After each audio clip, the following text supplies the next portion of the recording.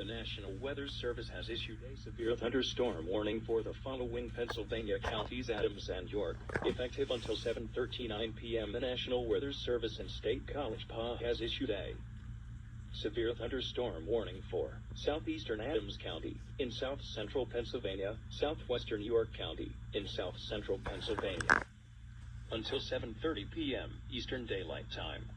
At 6:54 p.m. Eastern Daylight Time, a severe thunderstorm was located over McSherrystown, moving east at 25 miles per hour.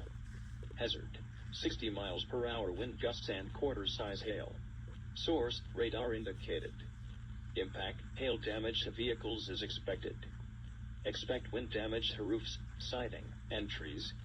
Locations impacted include Hanover, Parkville, Hampton, Littlestown, Shrewsbury, Codorus, McSherrystown, Spring Grove, Stewartstown, Glen Rock, Benville, and Bonneville. This includes Interstate 83, from mile markers 0 to 9. This includes the following highways: Route 30 from east of Gettysburg to Thomasville, State Road 97 from Gettysburg to the Maryland border.